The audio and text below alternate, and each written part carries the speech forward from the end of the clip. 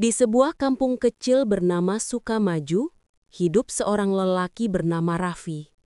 Usianya 40 tahun, wajahnya kusam, bajunya compang-camping, dan matanya sayu karena kurang tidur dan terlalu sering mabuk. Setiap sore, langkahnya gontai menyusuri jalan berdebu menuju warung remang-remang di ujung kampung. Di sana, ia menegak arak hingga mabuk berat, lalu pulang terhuyung, kadang jatuh di parit, kadang tertidur di pinggir jalan. Orang-orang kampung sudah muak padanya. "Dasar pemabuk!" seru seorang bapak setiap kali melihatnya tergeletak. "Kalau mati, jangan dikubur di kuburan orang soleh," celetuk yang lain sambil menutup hidung. Tak ada yang mau menolongnya lagi. Anak-anak kecil pun lari ketakutan ketika Raffi lewat. Ia menjadi bahan ejekan, simbol kehinaran. Padahal dulu, ia dikenal sebagai pemuda rajin yang selalu membantu di masjid bersama almarhum ibunya. Tapi sejak ibunya wafat, hidupnya hancur. Kesedihan itu membawanya pada jalan gelap, mencari pelarian dalam minuman haram yang menenggelamkan akalnya. Suatu sore, saat tubuhnya terbaring di tepi jalan, seorang lelaki tua datang menghampiri. Pak Hasan, imam masjid yang dikenal lembut hatinya. Ia memungut Raffi yang mabuk berat, membawanya ke serambi masjid dan menutupi tubuhnya dengan sarung. "Raffi, sampai kapan kau mau begini, nak?" ucapnya lirih. Dengan mata separuh terbuka, Raffi menjawab lirih, "Ustadz, saya ini sudah kotor. Allah pun pasti benci sama saya." Pak Hasan tersenyum, menatapnya penuh kasih. "Tidak, nak, Allah tidak benci. Dia hanya menunggu kau kembali, karena rahmatnya lebih besar dari dosamu." Ucapan itu menembus hatinya, tapi hanya sesaat. Esok harinya, Raffi kembali menegak arak seolah tak peduli. Tapi setiap kali mabuk, wajah ibunya terbayang, wajah lembut yang dulu selalu menegurnya agar jangan jauh dari masjid. Dalam mabuknya, air mata Raffi jatuh tanpa sadar. Ia merindukan masa-masa ketika dirinya masih disebut anak soleh. Orang-orang mungkin sudah menghukumnya, tapi di langit, Allah masih menunggu seorang hamba yang tersesat agar suatu hari mau mengetuk pintu taubatnya dengan hati yang remuk tapi tulus. Malam itu hujan turun deras tanpa henti. Angin berhembus kencang, petir menyambar di langit Sukamaju. Di tengah derasnya hujan, Raffi berjalan terhuyung-huyung. Tubuhnya basah kuyup, nafasnya bau alkohol, dan langkahnya tak tentu arah. Ia baru saja keluar dari warung, dengan kepala pening dan dada sesak. Dalam mabuknya, ia berteriak ke langit, "Kalau memang kau ada, kenapa kau biarkan hidup saya seburuk ini?" Tak lama kemudian, kilat menyambar tiang listrik tak jauh darinya. Suaranya menggelegar, membuat Raffi terjatuh. Kepalanya terbentur batu, dan pandangannya gelap seketika. Saat kesadarannya memudar, ia merasa tubuhnya terseret air hujan hingga terhenti di depan sebuah bangunan, masjid. Ketika ia membuka mata, azan subuh sedang berkumandang. Tubuhnya gemetar dan pakaian basah menempel di kulit. Dari dalam masjid, samar-samar terdengar suara lembut melantunkan iqomah. Raffi menoleh pelan, terlihat sosok tua sedang menyiapkan sajadah di saf depan. Pak Hasan. Ustadz itu menghampirinya tanpa ragu, membawakan kain sarung dan segelas air hangat. "Bangun Raffi, kau kedinginan. Masuklah, duduk di dalam," ucapnya pelan. Raffi menunduk, malu. "Ustadz, saya nggak pantas masuk masjid, saya najis." Pak Hasan menatapnya dengan senyum tulus. "Masjid bukan hanya untuk orang suci. Masjid adalah tempat orang yang ingin kembali disucikan." Kata-kata itu membuat dada Raffi bergetar. Ia menatap sajadah yang terbentang dan mendengar lantunan ayat-ayat Al-Quran dari imam. Air matanya menetes, entah kenapa. Ia merasa damai, perasaan yang sudah lama hilang dari hidupnya. Sejak pagi itu Raffi sering duduk di teras masjid, mendengarkan azan tanpa berani masuk. Kadang ia melihat jamaah keluar dengan wajah berseri dan hatinya berbisik lirih. Kapan saya bisa seperti mereka? Malam-malam berikutnya, ia mulai datang tanpa mabuk. Duduk diam di tangga masjid, memandangi bulan, dan berbicara dengan dirinya sendiri. Kalau memang Allah benar-benar masih mau menerima saya, tolong beri saya tanda. Dan tanda itu memang datang, lewat ketenangan aneh yang tak pernah ia rasakan sebelumnya. Malam itu menjadi titik balik. Malam di mana seorang pemabuk mulai mengetuk pintu taubat yang selama ini ia abaikan. Hari-hari setelah malam itu menjadi titik awal bagi Raffi untuk perlahan berubah. Ia mulai meninggalkan minuman haram, meski tidak sepenuhnya mudah. Setiap kali tubuhnya menggigil menahan candu, ia menatap langit dan berbisik, "Ya Allah, kuatkan saya ingin berhenti." Pagi hari, Raffi mulai sering terlihat di halaman masjid. Ia membantu menyapu daun, membersihkan sandal jamaah, dan mengangkat air wudhu. Awalnya, orang-orang hanya menatap sinis. Sudah habis uang mabuknya, makanya ke masjid. Sindir seseorang. Namun Raffi tidak marah. Ia hanya tersenyum dan menjawab lirih, "Iya, mungkin Allah ingin saya bersihkan masjid ini biar hati saya ikut bersih." Di sela-sela pekerjaannya, ia seling duduk mendengarkan Pak Hasan mengajar anak-anak mengaji. Huruf-huruf hijaiyah yang dulu terasa asing, kini ia pelajari lagi dari awal. Ba, ta, sa. Ucapnya terbata-bata. Pak Hasan menepuk pundaknya lembut. "Tidak apa-apa, Raffi. Setiap huruf yang keluar dari mulutmu, Allah catat sebagai langkah menuju cahaya." Malam-malamnya kini diisi dengan tangisan. Dalam sujudnya, ia memohon ampun sambil memukul dadanya sendiri. "Ya Allah, ampuni hamba-Mu yang kotor ini. Saya malu, tapi saya rindu untuk Engkau ampuni." Sedikit demi sedikit, kebiasaannya berubah. Bau arak di tubuhnya tergantikan oleh wangi sabun masjid. Dari bibirnya yang dulu mengumpat, kini keluar doa. Dari tangannya yang dulu menggenggam botol, kini terangkat dalam sujud panjang. Namun perubahan itu tidak membuat hidupnya lebih mudah. Banyak yang masih tidak percaya. "Ah, paling pura-pura taubat, nanti juga balik lagi," kata seorang tetangga. Raffi hanya diam. Ia tidak lagi mencari pembenaran dari manusia. Ia hanya ingin diterima Allah. Suatu sore, ia mendengar Pak Hasan batuk keras di serambi masjid. Raffi segera berlari, memapah tubuh tua itu ke dalam. "Ustadz, biar saya yang bantu bersihkan masjid mulai hari ini." Pak Hasan tersenyum, menatap Raffi dengan mata berkaca. "Raffi, kalau kau jaga niatmu, kau akan lihat betapa indahnya cahaya taubat."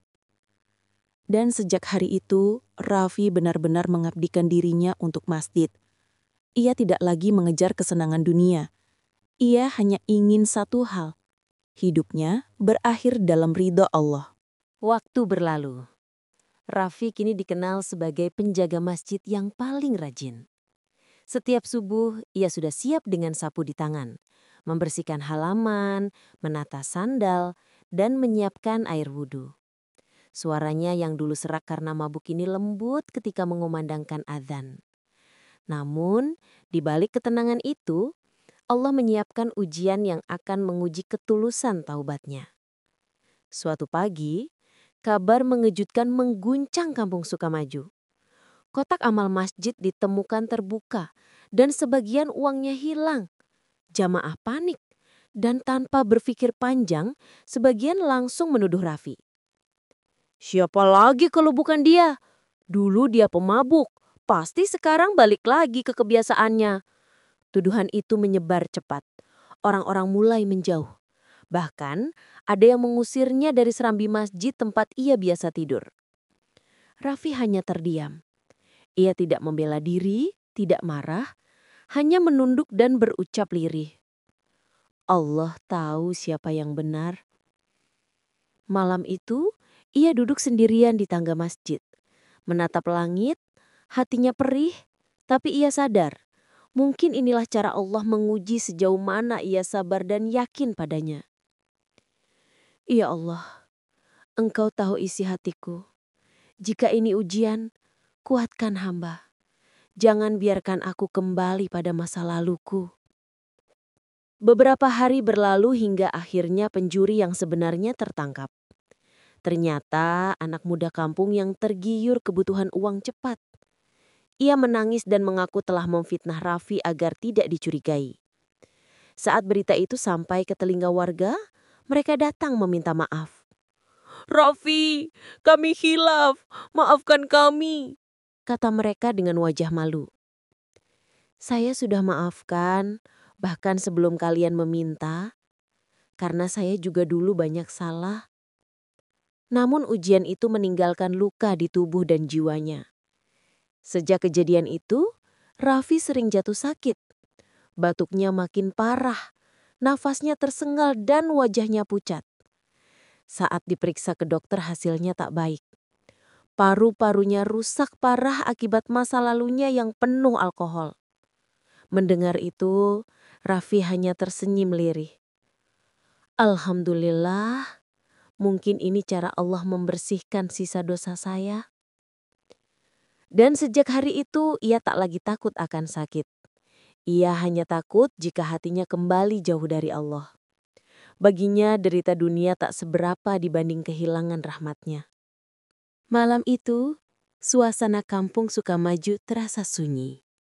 Hujan turun perlahan, membasahi atap masjid yang kini menjadi rumah Rafi'i. Tubuhnya semakin lemah, napasnya tersengal, dan wajahnya pucat. Namun di matanya, ada kedamaian yang tak pernah terlihat sebelumnya. Ia duduk di serambi masjid, memandangi langit yang berawan sambil memeluk mushaf kecil pemberian almarhum Pak Hasan. "Ustadz, dulu saya banyak salah, tapi Allah masih kasih saya kesempatan sampai hari ini. Semoga engkau tenang di sana," bisiknya pelan. Lalu, ia membuka mushaf itu dan membaca dengan suara gemetar. Setiap ayat yang keluar dari bibirnya terdengar seperti doa perpisahan. Menjelang tengah malam, Rafi'i sujud lama sekali. Air matanya membasahi sajadah. "Ya Allah," lirihnya, "kalau engkau ridho pada hambamu yang hina ini, izinkan aku mati dalam sujud kepadamu. Aku tak punya amal banyak, tapi aku ingin pulang dalam keadaan engkau terima." Subuh tiba, hujan berhenti, jamaah mulai berdatangan untuk sholat.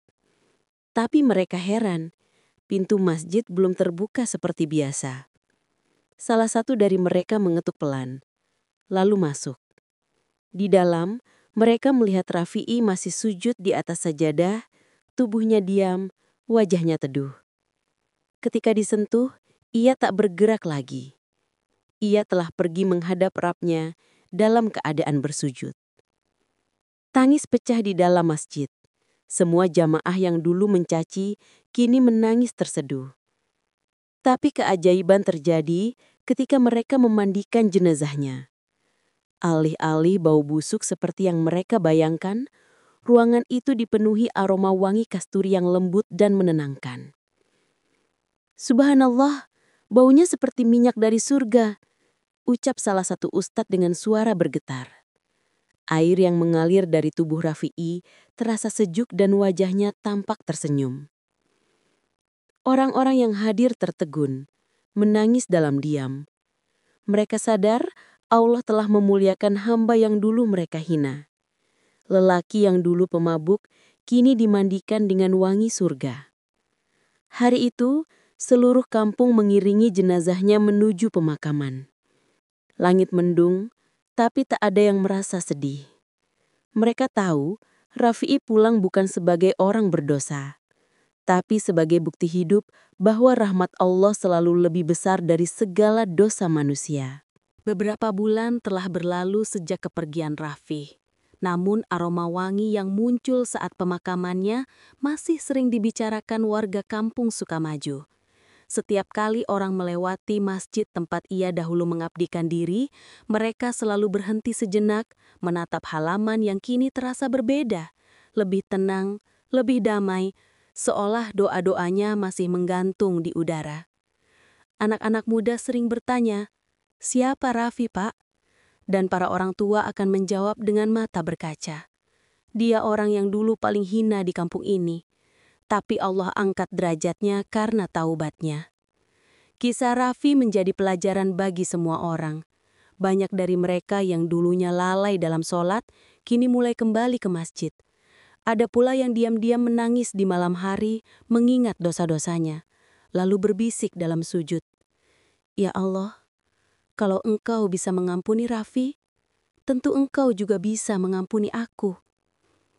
Masjid tempat Raffi dulu tinggal kini semakin makmur. Suara azan bergema setiap waktu, dan di setiap sholat, namanya tak pernah luput dari doa jamaah. Mereka mendoakan lelaki yang pernah dipandang hina itu dengan penuh cinta. Suatu sore, seorang pemuda yang dulunya sering mengejek Raffi datang ke makamnya. Ia meletakkan bunga melati dan berbisik pelan, "Bang Raffi, dulu saya menertawakan abang, tapi sekarang saya yang menangis. Karena kisah abang lah, saya berhenti minum dan mulai sholat lagi. Terima kasih, Bang." Angin sore berhembus lembut, seolah membawa jawaban dari langit. Di antara desir daun dan bisikan doa, seakan terdengar pesan yang pernah diucapkan Raffi kepada Pak Hasan dahulu. "Surga bukan untuk orang suci, Ustadz. Surga untuk orang yang bertaubat sungguh-sungguh." Dan begitulah, kisah hidup Raffi menjadi warisan, bukan berupa harta, tapi berupa cahaya hidayah. Cahaya yang mengingatkan bahwa tidak ada dosa yang terlalu besar bagi ampunan Allah. Selama nafas masih berhembus, pintu taubat tetap terbuka. Karena seburuk apapun masa lalumu, rahmat Allah selalu lebih luas daripada dosamu.